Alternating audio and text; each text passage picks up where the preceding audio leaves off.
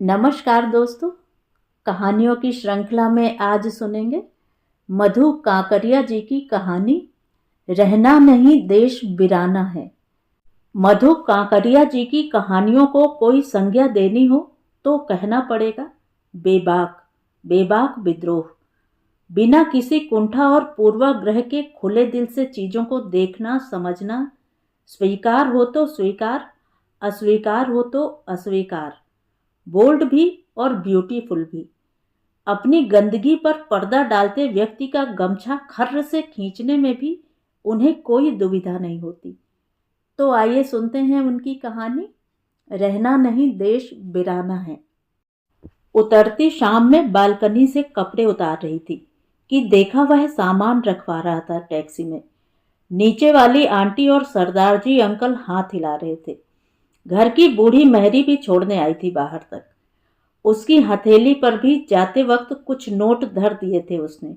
10-10 के कुछ नोट दमक रहे थे। ऊपर से अच्छी तरह नहीं देख पा रही थी। एक बेमतलब सी, महीन एवं कोमल सी उदासी छा गई थी मन पर, जो किसी भी थोड़ी बहुत आत्मीय को भी दूर जाते देखकर छा जाती है, या कहिए हर उसके लिए जिस किसी ने भी आपके निस्संग जीवन में कुछ क्षण हंसते बोलते गुजारे हों, दुख सुख की बदकही की हो आपके साथ। फिर वह दीप ज्योति तो कलकत्ते से ही नहीं, इस देश की सरहद से भी बाहर जा रहा था, शायद एक लंबे अरसे के लिए। अधिक नहीं, साल सवा साल का ही परिचय रहा होगा उससे, लेकिन फिर भी लगता रहा मेरा एक अंश ही जा रहा हो जैसे उसके साथ। कुछ था उसमें जो धीमे धीमे सा खींचता था उसकी ओर हर बार।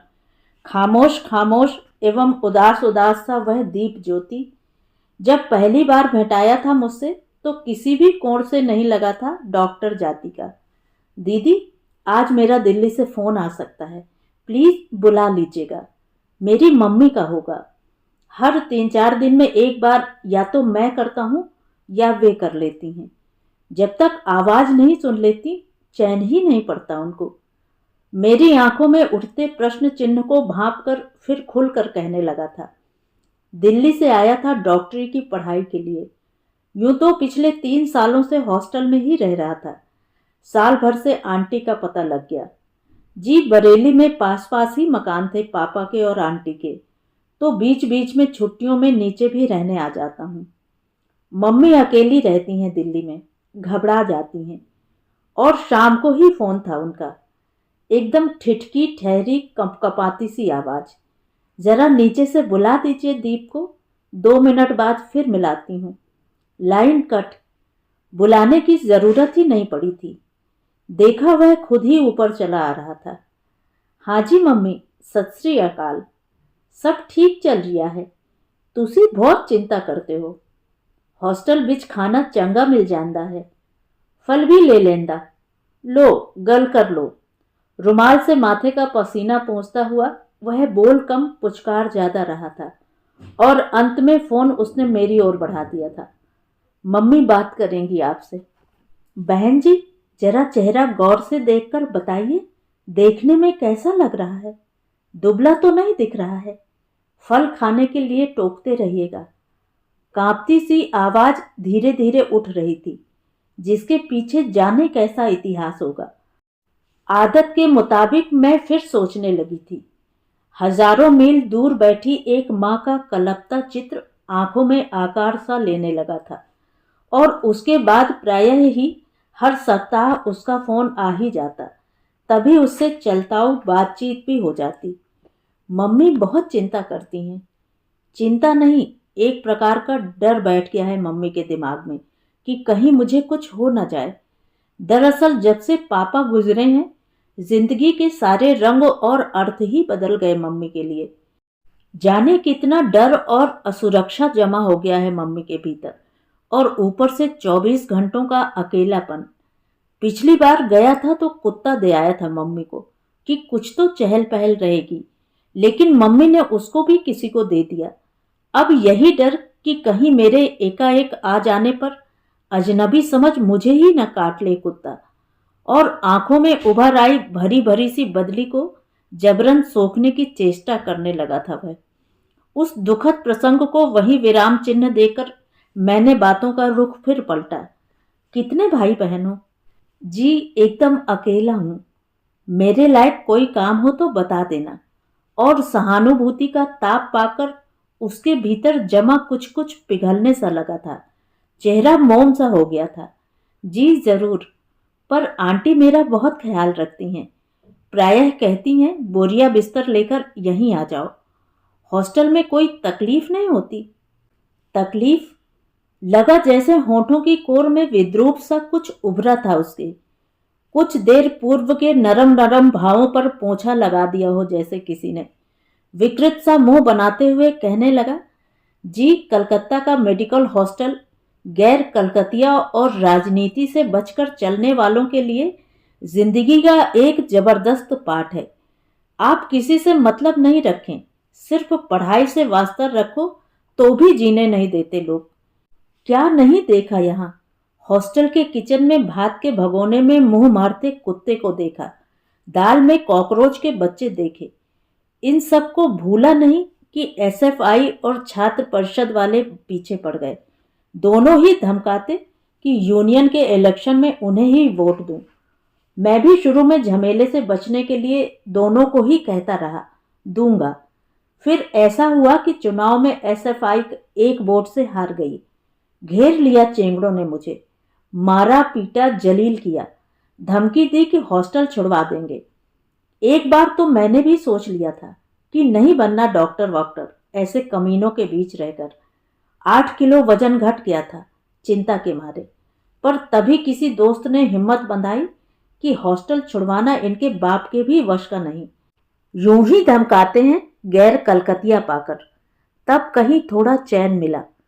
बोलते बोलते उदासी एवं आक्रोश की गाढ़ी परत चेहरे पर उभरने लगी थी उसके। उन दिनों लगता था जैसे सिर झुकाए एक बैल भर रह गया हूं। लगता था जिसको पीटो मारो और जोतो। मेरे रूममेट ने शराब के नशे में सिगरेट पीते हुए मेरा आधा गद्दा जला दिया।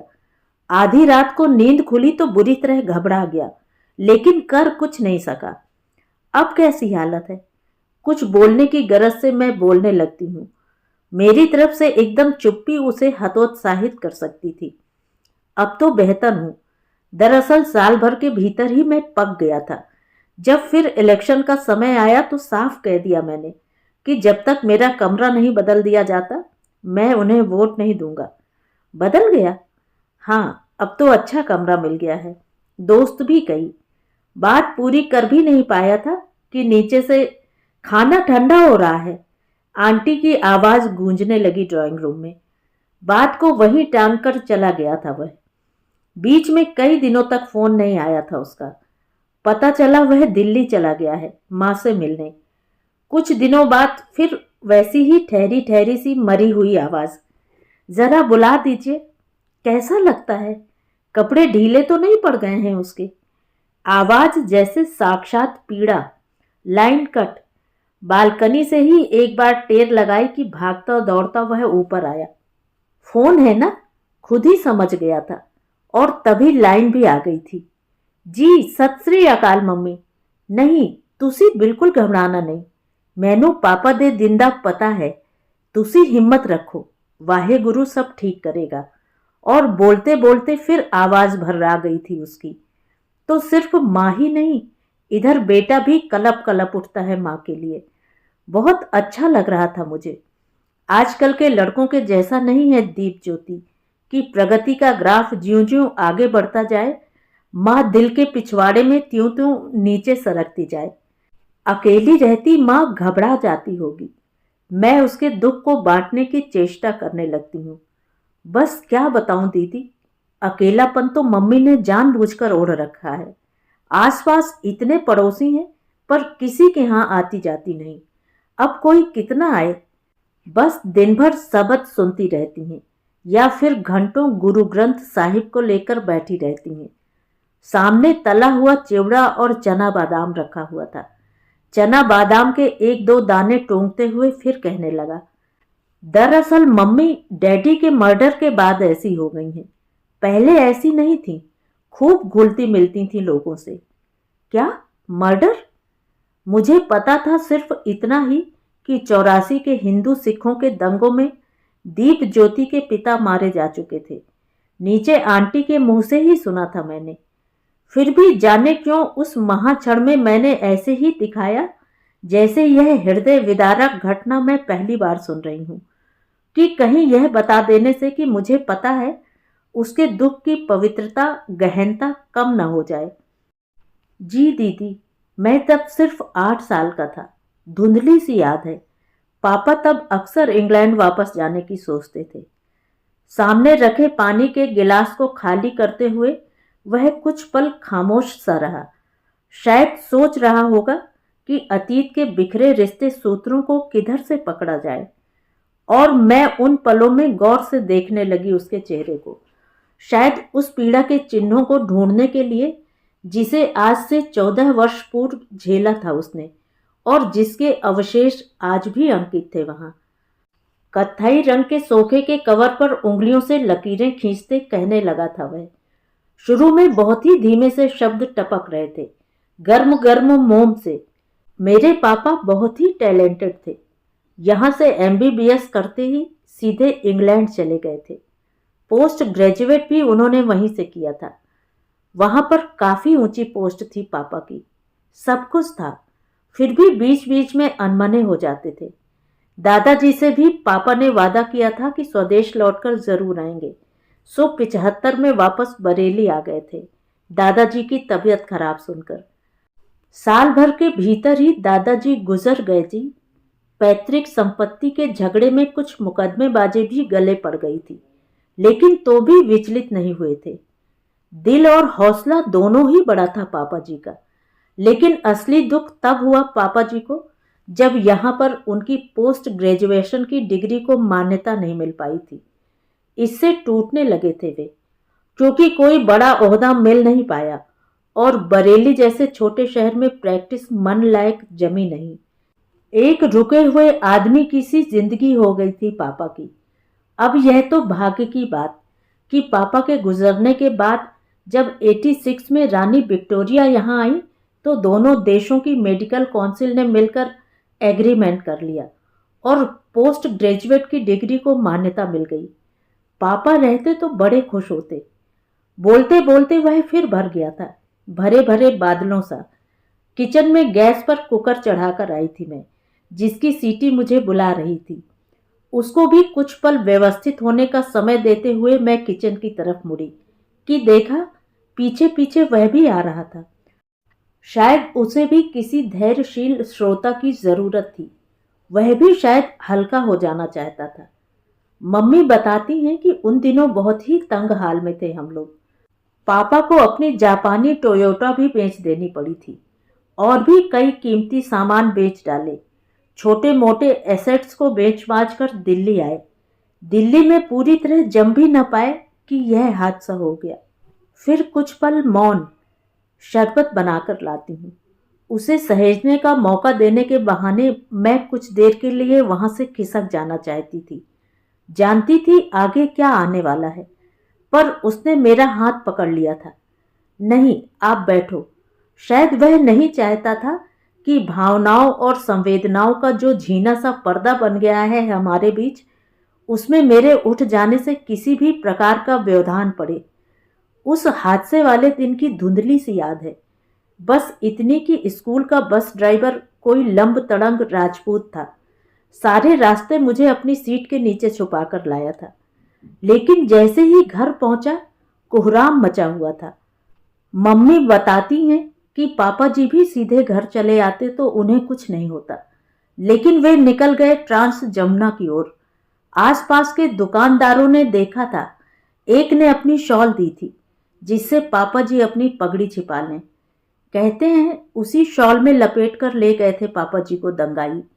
बाद में वे नहीं, बस उनके समाचार आए और बोलते बोलते वह एकदम खामोश हो गया था, जैसे सितार का तार टूट गया हो।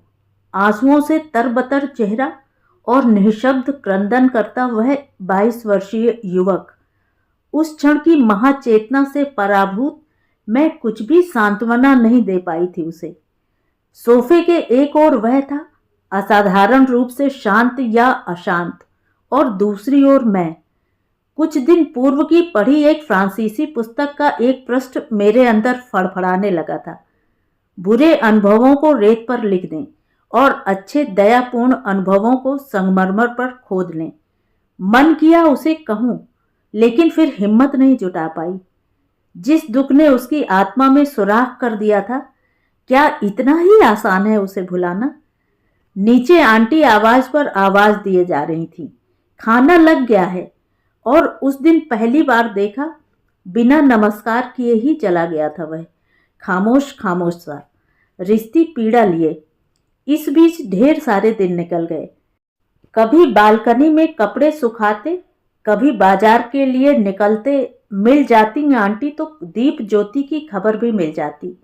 दिल्ली चला गया है, हॉस्टल में जमकर पढ़ाई कर रहा है, एग्जाम चल रहे हैं। टुकड़े टुकड़े खबरों से जो भी वृत्त बनता, वह यही कि उसने अपने आप को पूरी तरह आने वाले एग्जाम के लिए झोंक दिया है। और एक दिन करीब साल भर बाद सब्जी लाने के लिए बाहर निकल रही थी। दरवाजा खोला ही था कि देखा वह खड़ा है, मंद मंद मुस्कुराता, शर्माता सा। नमस्ते दीदी, आज इतने दिनों बाद कैसे हुए एग्जाम? अब तो रिजल्ट भी निकल गया है। अपने कॉलेज में रैंकर रहा हूँ, गोल्ड मेडल भी मिला है। और सबसे बड़ी खबर कि अगले सप्ताह कैलिफोर्निया जा रहा हूँ। वहाँ की मेडिकल काउंसिल से बात पक्की हो गई है। परसों दिल्ली के लिए निकल जाऊंगा। कुछ कुछ गर्वित सा बोल रहा था वह। कैलिफोर्निया? कितने सालों के लिए? क्या बताऊं दीदी, वैसे लौटकर भी शायद ही आना हो। और बोलते बोलते वह फिर भावुक सा हो गया था। लेकिन पीछे तुम्हारी मम्मी, वे रह जाएंगी एकदम अकेली। लगा जैसे मैंने उसकी कमजोर रग पर अंगुली धर दी हो। ममता में पके तरल तरल एवं भावदार शब्द टपकने लगे थे उसके होठों से। 5 साल तक तो यह दुख झेलना ही पड़ेगा मम्मी को, जब तक कि मुझे ग्रीन कार्ड नहीं मिल जाता। फिर तो बुला लूंगा। एक बात मेरे अंदर उमड़ घुमड़ रही थी। पूछूं नहीं पूछूं का अंतर्द्वंद चलता रहा जाने कितनी देर। हिम्मत की आखिरकार, पूछ ही डाला बहुत ही पुचकारते शब्दों में। एक बात बताओ दीप ज्योति, क्या तुम्हें नहीं लगता कि जिंदगी की जानी हुई और सुरक्षित रोशनी में जीने का जो सुकून और मजा है, वह अनजान देश की सड़कों पर कहाँ है? कि खनकते सिक्कों के शोर में क्या अपनी माटी की गंध और पुकार अनसुनी हो सकती है? लगा मेरी बात ने एक बार जड़ से हिला दिया था उसे। बहुत कड़वा निवाला निगलने के से पीड़ा के भाव छा गए थे मुंह पर। ठुड्डी पर हाथ धरे विचार मग्न मुद्रा में बैठा रहा बहुत देर, जैसे मेरी बात का अर्थ धीमे धीमे भीतर उतार रहा हो। बोलने की चेष्टा में आंखें सिकुड़ सी गई थीं उसकी। दूर देखता हुआ कहने लगा, जानती हैं दीदी, औरों की नहीं जानता, जिन्हें विदेश की भूख के आगे यहाँ का अच्छा कुछ दिखता ही नहीं। पर मुझे तो हर पल यही लगता है कि खुद को देश निकाला दे रहा हूँ। माँ यहाँ, मैं वहाँ, पता नहीं कैसे जी पाऊंगा। पर नहीं जाऊं तो भी मुझे चैन नहीं पड़ेगा। पापा का हाल सुन चुका हूं सबसे। शुरू शुरू में यहाँ आए थे पापा तो मंत्र मुग्ध से रहते थे कि यहाँ की माटी में अकेलापन जैसी भयावहता पनप ही नहीं सकती। यहाँ तो आदमी अपने आप फैलता जाता है। मंदिर, गुरुद्वारा, गंगा स्नान, तीर्थ, सब कुछ से सहज ही जुड़ता जाता है। यहाँ बुढ़ापा ओल्ड हाउस की मनहूस छाया में नहीं, वरन बाबा दादा जैसे गरिमामय शब्दों की गूंज में कटता है। यहाँ की संस्कृति ही सबको जोड़कर चलती है, न सही कोई जान पहचान। जय राम जी की या सत श्री अकाल बोल दीजिए, लीजिए आप जुड़ गए। जिस दिन पापा बरेली में उतरे कि अनजान पड़ोसी के यहाँ से ही प्रसाद लेकर कोई आ गया था। अभिभूत हो गए थे पापा। बरसों लग जाते हैं इंग्लैंड में और ऐसी आत्मीयता नहीं बन पाती, और वह भी बिल्कुल सहज एवं स्वाभाविक ढंग से। गदगद रहते थे पापा यहाँ की जीवन शैली और संस्कृति से। लेकिन जब बाद में दिल्ली में जम नहीं पाए तो उखड़ गए थे पापा, विशेषकर जब अपने से भी कम प्रतिभा वालों को तिकड़मबाजी से धन और सत्ता दोनों को हथियाते देखते। मम्मी बताती हैं कि उन दिनों पापा के एक यहूदी मित्र थे जिनके पत्र पापा के लिए बहुत बड़े संबल थे। उन्होंने एक बार लिखा था, अपने देश की व्यवस्था और भ्रष्टाचार को देख कुढ़ने से कुछ हासिल नहीं होने वाला। करो यह कि अपने बच्चों को बेस्ट तालीम दो, जिससे वे जहां भी जाएं उसी देश की इकोनॉमी को रूल करें। यहूदियों को देखो, आज अमेरिका की 40% इकोनॉमी को वे ही रूल कर रहे हैं। और अपनी बात की प्रतिक्रिया में वह मेरी ओर ताकने लगा था टुकुर टुकुर। तो खूब पढ़ लिख कर रूल तो तुम इस देश की इकोनॉमी को भी कर सकते हो। बात मैं खत्म भी नहीं कर पाई थी कि वह टप से कूद पड़ा था, बीच में ही अधैर्य दिखाता और संक्षिप्त सी किंतु कुछ भद्दी हंसी हंसता, जो कि उसके स्वभाव के विपरीत था। यह तो देश ही विचित्र है दीदी, बाकी देशों के फॉर्मूले यहाँ काम नहीं करते। यहाँ तो प्रतिभा के साथ साथ गॉडफादर चाहिए, या शॉर्टकट के हथकंडे और तिकड़मबाजी। खालिस प्रतिभा और मेहनत यहाँ टके से बिकती है। महज 22 वर्ष की उम्र और देश के प्रति इतनी कटुता, ऐसी विरक्ति। शायद उसकी इस मोह भंगता के पीछे उसका खुद का अनुभव उतना नहीं था जितना उसके पिता का इतिहास। ऐसा ही मैं सोच रही थी कि बात को एकदम नए कोण से ही उठा दिया उसने। जानती हो दीदी, मैं कलकत्ता क्यों आया था? शायद यहाँ जम सकूं, क्योंकि दिल्ली ने मुझसे मेरा पापा छीन लिया था। लेकिन बंगाल की भूमि ने भी मोह ही भंग किया मेरा। हॉस्टल में जो भोगा, उसके बाद यहाँ से भी दिल उखड़ गया है। यह तो आप कलकतिया होते तो भी हो सकता था, विशेषकर इन वर्षों में जिस प्रकार छात्र स्तर पर ही राजनैतिक गुटबंदी होने लगी है। मैं उसके दंश को हल्का करने की चेष्टा करती हूँ कि वह और भी भड़क उठता है।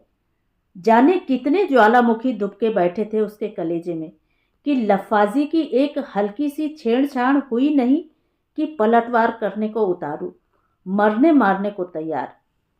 क्या क्या गिनाऊं?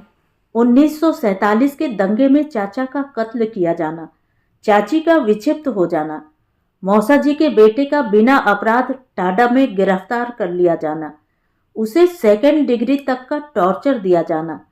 जानती हैं, पहली बार कानपुर में माचिस फिल्म दिखाई जा रही थी तो पूरा हॉल सिसक पड़ा था। अधिकांश सिख थे, सबके घाव हरे हो गए थे। क्या नहीं सहा इस कौम ने। अब यह देश अपना सा नहीं लगता। बोलते बोलते खाली कटोरे सा उसका चेहरा फिर उदास, रक्त रंजित और चुप चुप सा हो गया था। मैं जानती थी कि मैं उसे किसी भी प्रकार सांत्वना नहीं दे पाऊंगी, क्योंकि 20-22 वर्ष की उम्र में ही उसने वह सब कुछ देख लिया था जिसने एक पूरे देश को ही उसके लिए नकारात्मक उपस्थिति बना दिया था।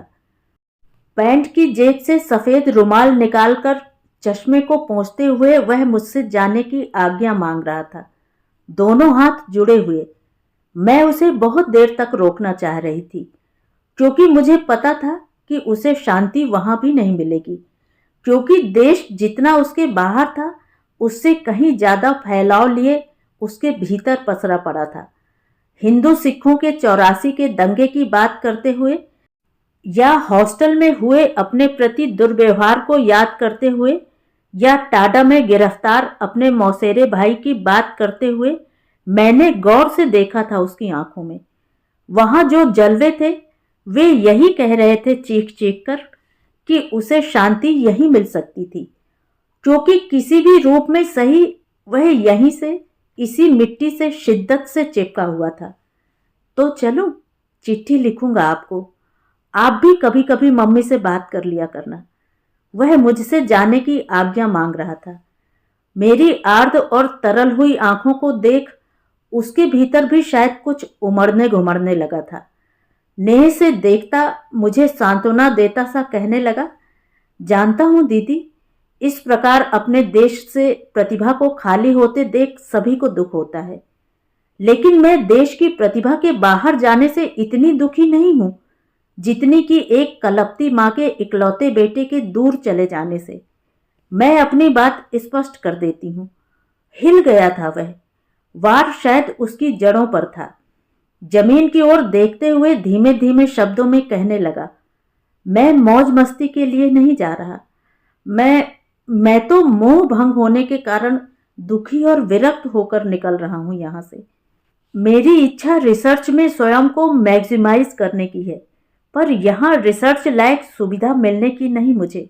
यहाँ तो सालों निकल जाते हैं, पीएचडी तक नहीं मिलती।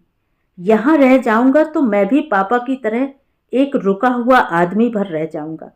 जानती हैं, मेरे एक दोस्त के मौसेरे भाई ने मुझसे कहा था, यहाँ अंग्रेजों से लेकर आज तक सियासत की सारी ऊर्जा, कार्य पद्धति, चेष्टा एक फार्मूला से निकलती है, और वह है create the minority, make it militant, divide the country एवं रूल द वर्ल्ड।